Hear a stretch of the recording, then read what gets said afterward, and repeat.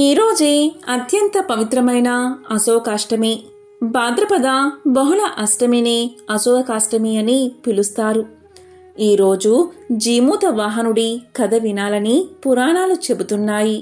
మరి ఎంతో విశేషమైన పవిత్రమైన ఈరోజు ఈ కథను విన్నా, చదివినా, చెప్పినా, వినిపించినా సకల శుభాలు కలుగుతాయి. జన్మల దోషాలు తొలగి కోటి జన్మల పుణ్యం వస్తుంది. మరి ఆ కథ ఏంటో ఇప్పుడు ఈ వీడియోలో తెలుసుకుందాం. జీమూత వాహనుడి త్యాగం. సనాతన ధర్మంలో ప్రతి విషయం పుణ్యం, పాపాలతో ముడిపడి ఉంటుంది. మనం ఇతరులకు ఉపయోగపడ్డం పుణ్యం, ఇతరులను ఇబ్బంది పెట్టడం పాపం. మనం పొందే అన్ని ఆనందాలకు మనం చేసిన పుణ్యకార్యాలు కారణమైతే మనకు కలిగే ఇబ్బందులన్నిటికీ ఇతరులకు మనం చేసే ఇబ్బందికరమైన పనులే కారణమవుతూ ఉంటాయి. ఇతరులు నీ పట్ల ఎలా ఏ విధంగా ప్రవర్తించకూడదని అనుకుంటావో ఆ విధంగా నువ్వు ఇతరుల పట్ల ప్రవర్తించకుండా ఉండడమే ధర్మమని ఆర్య వాక్కు. పాము అన్న మాట వినిపిస్తే చాలు మనకి కంపరమెత్తిపోతుంది. పాము కనిపిస్తే దాని అంతు చూసేదాకా నిద్రపోము. ఇక ఈ రోజుల్లో త్యాగం అన్నమాట కూడా మూర్ఖత్వానికి మారుపేరుగా నిలిచిపోయింది. అలాంటిది ఒక పాము కోసం ఓ రాకుమారుడు తన జీవితాన్ని పణంగా పెట్టిన కథ వినడానికి చాలా ఆశ్చర్యంగా ఉంటుంది. అదే జీమూత వాహనుడి కథ. పూర్వం జీమూత కేతువు అనే చక్రవర్తి ఉండేవాడు. ఆయన కుమారుడే జీమూత వాహనుడు. రాకుమారుడైన జీమూత వాహనుడు చిన్నప్పట్నుంచి రాజ్య ప్రజల పట్లే కాదు అన్ని ప్రాణుల పట్ల కారుణ్యంతో ఉండేవాడు. తండ్రి తరువాత రాజ్యాన్ని పాలించేది తానేనన్న అహంకారం కాని, తన మాటకు ఎదురు లేదు అన్న దుడుకు కాని అతనిలో ఏమోలా కూడా కనిపించేవి కావు. చక్రవర్తికి వయసు మీద పడగానే తన రాజ్య భారాన్ని జీమూత వాహనుడికి అందించి వానప్రస్థానికి బయలుదేరాడు. తల్లిదండ్రుల పట్ల అనురాగం కలిగిన జీమూత వాహనుడు తరచూ వారిని సేవించుకునేందుకు అడవిలో ఉన్న పర్ణశాలకు చేరుకునేవాడు. ఒకసారి అడవిలో విశ్వవసు అనే రాజుగారి కుమార్తె అయిన మలయవతిని చూసి ప్రేమలో పడిపోతాడు జీమూత వాహనుడు. ఆమె పలానా రాజుగారి కుమార్తె అన్న విషయం అతనికి తెలియదు. తనను జీమూత వాహనుడు చూసిన విషయం మలయవతికి తెలియదు. కాని నీ మనసులో ఎవరైనా ఉంటే చెప్పు, వారితో పెళ్లి చేస్తాం అని మలయవతి అన్నగారైన మిత్రవసు అడిగినప్పుడు ఈ ప్రపంచంలోకెల్లా ఉత్తముడైన జీమూత వాహనుణ్ణి నేను పెళ్లి చేసుకుంటాను అని తన మనసులోని మాటను చెబుతుంది మలయవతి. తన చెల్లెలి కోరికను నెరవేర్చేందుకు జీమూత వాహనుడి దగ్గరకు బయలుదేరతాడు మిత్రవసు. కాని తాను అడవిలో ఒక అందగత్తెను చూశానని, ఆమెను తప్ప వేరెవరినీ వివాహం చేసుకోనని కుండ బద్దలు కొడతాడు జీమూతుడు. తనను వివాహం చేసుకునేందుకు జీమూత వాహనుడు తిరస్కరించాడని తెలియగానే ఆత్మహత్యకు పాల్పడుతుంది మలయవతి. ఆఖరి నిమిషంలో అసలు విషయం తెలియడంతో వారి ప్రేమ కథ సుఖాంతమవుతుంది. కాని ఇక్కడే అసలు కథ మొదలవుతుంది. ఒకరోజు జీమూతుడు అడవిలో విహారం చేస్తూ ఉండగా ఒక తెల్లని గుట్ట కనిపించింది. అదేమిటా అని కుతూహలంతో దగ్గరకు వెళ్లి చూసిన అతను అవన్నీ ఎముకల పోగులు అని తెలుసుకుని ఆశ్చర్యపోతాడు. ఇంతలో అతనికి ఎవరో ఏడుస్తున్న శబ్దం వినిపిస్తుంది. ఆ శబ్దాన్ని అనుసరించిన జీమూత వాహనుడికి ఒక ముసలిపాము కనిపిస్తుంది. అమ్మా, నీవెవరు? ఎందుకు అలా ఏడుస్తున్నావు? ఆ ఎముకల గుట్ట ఏమిటి అని అడుగుతాడు జీమూతుడు. దానికి ఆమె ఇలా అంటుంది, ఏం చెప్పమంటావు బాబు? ఆ విష్ణుమూర్తికి వాహనమైన గరుత్మంతుడు మా జాతిని నిర్మూలించేందుకు కంకణం కట్టుకున్నాడు. రోజూ మా మీద పడి మమ్మల్ని చీల్చి చెండాడుతున్నాడు. అతని బాధ తట్టుకోలేని మేము ఇలా రోజూ మా మీద పడి అలజడిని కలిగించవద్దు. రోజూ మాలో ఎవరో ఒకరం స్వచ్ఛందంగా నీకు ఆహారంగా మారతాము అని వేడుకున్నాము. రేపు నా కుమారుడైన శంఖ చూడుని వంతు. అందుకే ఈ వేదన అని చెప్పుకొచ్చింది వృద్ధురాలు. ఆ మాటలు విన్నా జీమూత వాహనుడి మనసు కరిగిపోయింది. తాను జీవితంలో అన్ని సుఖాలను చవిచూశాడు, సకల భోగాలను అనుభవించాడు. పైగా గరుత్మంతుని హింస ఇలాగే కొనసాగితే ఈ ప్రపంచంలో పాము అన్న ప్రాణి ఏదీ మిగలదు. శంఖ చూడనికి బదులుగా తను కనుక గరుత్మంతునికి ఆహారంగా మారితే అతని ప్రాణాన్ని కాపాడమే కాదు, ఒక జాతి నాశనం కాకుండా రక్షించినట్లవుతుంది. ఇలా పరిపరి విధాలుగా ఆలోచించిన జీమూత వాహనుడు శంఖ చూడనికి బదులుగా మర్నాడు తానే గరుత్మంతునికి ఆహారంగా మారేందుకు సిద్ధపడ్డాడు. మర్నాడు గరుత్మంతుడు అనుకున్న సమయానికి రానే వచ్చాడు. భారీకాయుడైన గరుత్మంతునికి బలిపీఠం మీద ఉన్నది ఎవరో తెలియలేదు. తన మానాన తాను ఆ శరీరాన్ని పొడిచి చంపసాగాడు. ఇంతలో అక్కడికి చేరుకున్నాడు మిత్రవసువు. గరుత్మంతా, నీ ముందు ఎవరు ఉన్నారో కూడా సరిచూసుకోనంతగా కళ్ళు మూసుకుపోయాయా? నీ కాలి కింద ఉన్నది నాలాంటి మనిషే కాని పాము కాదు. దయచేసి అతన్ని వదిలిపెట్టు. ఒక అల్పమైన ప్రాణి కోసం తన జీవితాన్ని బలి ఇవ్వడానికి సిద్ధపడిన అతని త్యాగాన్ని గుర్తించు అని వేడుకున్నాడు మిత్రవసువు. మిత్రవసువు మాటలకి కింద చూసిన గరుత్మంతునికి తాను చేసిన తప్పు తెలిసి వచ్చింది. కాని జీమూత వాహనుడిలో ప్రాణం అప్పుడికే అడుగంటింది. చేసిన తప్పుకు తన్ని తాను తెగ నిందించుకున్నాడు గరుత్మంతుడు. కాని ఏం లాభం, జరగాల్సిన నష్టం జరిగిపోయింది.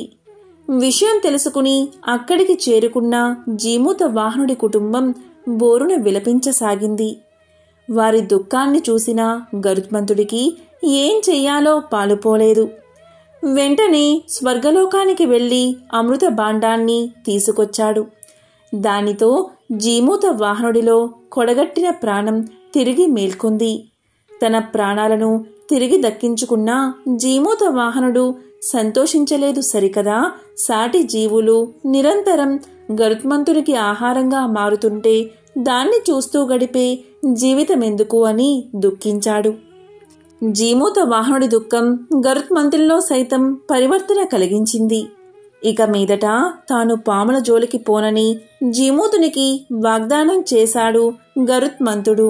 అంతేకాదు, తాను తెచ్చిన అమృతాన్ని ఆ ఎముకల గుట్ట మీద పోసి తాను చంపిన పాములన్నిటినీ తిరిగి బతికించాడు.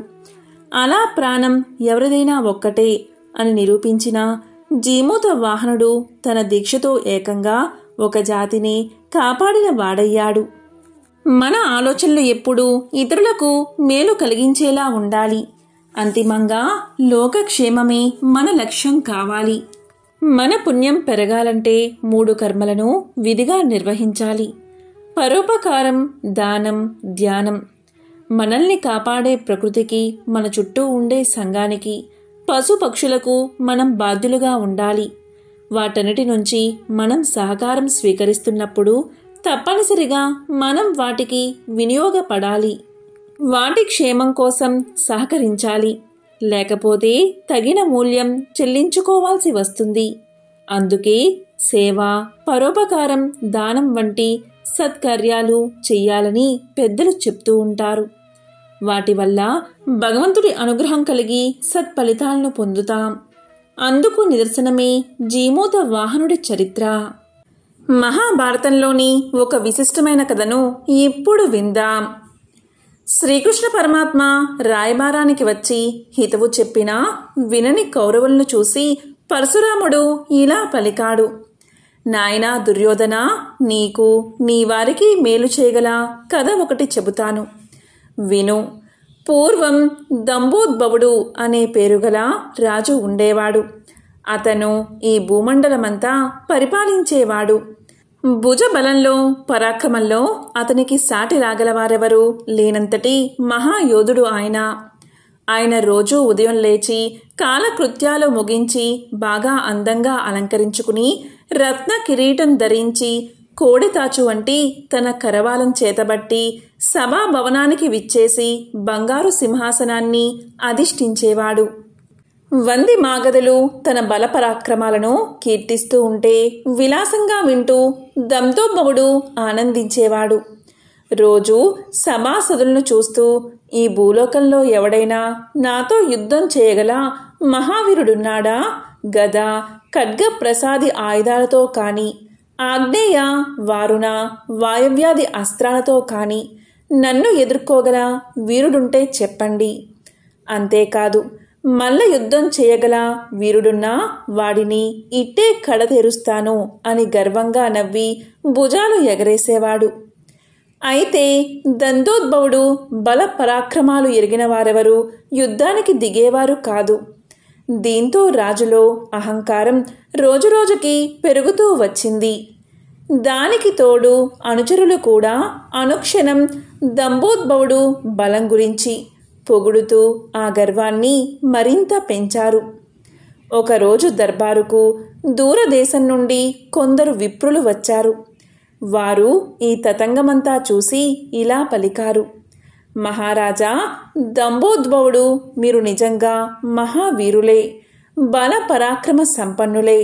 అయితే గంధమాదన పర్వతం మీద నరనారాయణులు అని ఇద్దరు వ్యక్తులు నియమనిష్టలతో తపస్సు చేసుకుంటున్నారు. వారిని జయించగల వీరులు ఈ 3 లోకాల్లో లేరని విన్నాం. తమకు యుద్ధం చెయ్యాలనే కోరిక ఉంటే వారితో యుద్ధం చెయ్యవచ్చు అని పలికారు ఆ విప్రులు. విప్రుల నోట తనకంటే వీరుల గురించి మాట వినడంతోటే దంభోద్భవుడు ఆగ్రహం వ్యక్తం చేశాడు. నన్ను మించిన వీరులా అంటూ కత్తి జులిపించి యుద్ధానికి సన్నద్ధమయ్యాడు. సేనలతో సహా గంధమాదన పర్వతం చేరుకున్నాడు. ప్రశాంత వనంలో తపస్సు చేసుకుంటున్న నరనారాయణులు చూసి తొడగొట్టి యుద్ధానికి పిలిచాడు. అయితే నరనారాయణులు తమ ఆశ్రమానికి వచ్చిన రాజుకు అతిథి సత్కార్యాలు జరపబోగా అవన్నీ అనవసరం, యుద్ధమని అట్టహాసం చేశాడు మహారాజు. మహారాజు మాటలు విన్న నరనారాయణులు ఇలా పలికారు: మహారాజా, ఎవరితోనూ సంబంధం లేకుండా మేము కళ్ళు మూసుకుని ఈ ప్రశాంత ప్రదేశంలో తపస్సులు చేసుకునే మునులం. మాతో యుద్ధం చెయ్యాలని కోరిక నీకెందుకు కలిగింది అని పలికారు. దానికా రాజు మునుల మాటలను లెక్క చెయ్యలేదు, మునుల మాటలను వినలేదు. సరికదా, తనతో యుద్ధం చెయ్యాల్సిందే అంటూ పట్టుబట్టాడు. విల్లు ఎక్కుపెట్టాడు. రాజు తీరుకు నరుడు నవ్వుతూ ఒక దర్భను తీసుకుని ఇలా పలికాడు: ఇదిగో రాజా, ఈ గడ్డిపరక ఒక్కటి చాలు, నీ సైన్యాన్ని నిలబెడుతుంది అంటూ వదిలాడు. ఆ రాజు బాణవర్షం కురిపించాడు. ఆ గడ్డిపరక అన్ని బాణాలను ముక్కలు ముక్కలు చేసేసింది. సైనికులందరూ ముక్కులు చెవులు తెగిపోయి రోదన ఆరంభించారు. రాజుకి తల తిరిగింది. సేనలు పలాయనం ప్రారంభించాయి. అది చూసిన రాజుకి గుండె జారింది. వీరు సామాన్యులు కాదని గ్రహించిన రాజు ఆయుధాలు కింద పడేసి నరనారాయణుల పాదాలపై వాలి ఇలా పలికాడు: ఆర్యా, నన్ను క్షమించి అనుగ్రహించండి, నా గర్వానికి ప్రాయశ్చిత్తమైంది అని దీనంగా ప్రార్థించాడు. అప్పుడు నరనారాయణులు నవ్వుతూ ఇలా పలికారు: మహారాజా, సిరి సంపదలు కలవారు పేద సాధలకు దానధర్మాలు చేసి గొప్పవారు కావాలి. అలాగే బల పరాక్రమాలు ఉన్నవారు దుర్మార్గుల బారి నుండి సజ్జనులు రక్షించడానికి తమ శక్తిని ఉపయోగించాలి. అంతేకాని అహంకారంతో తిరగకూడదు. ఇరుగు పొరుగులకు ఉపకారం చెయ్యనివాడి జన్మ వ్యర్థమన్నారు నరనారాయణులు. దీంతో దంభోద్భవుడు మహారాజు తన అహంకారాన్ని వదిలి అందరి శ్రేయస్సును దృష్టిలో ఉంచుకుని పాలన కొనసాగించాడు.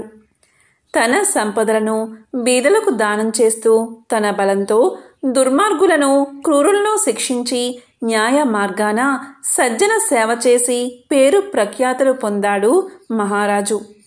కనుక దుర్యోధన, అహంకారం, బలగర్వం ఎప్పుడూ పనికిరావు. అవి ఎవరికి ఉంటాయో వారి జీవితాన్ని నాశనం చేస్తాయని పరశురాముడు దుర్యోధనుడికి వివరించి చెప్పాడు. ఈ కథ మహాభారతంలోనిది. ఎంతో పవిత్రమైన విశేషమైన ఈ కథను ఈరోజు విన్నా చదివినా చెప్పినా వినిపించినా సకల శుభాలు కలుగుతాయి. జన్మల దోషాలు తొలగి కోటి జన్మల పుణ్యం వస్తుంది. ఓం నమః శివాయ. ఓం నమో నారాయణాయ.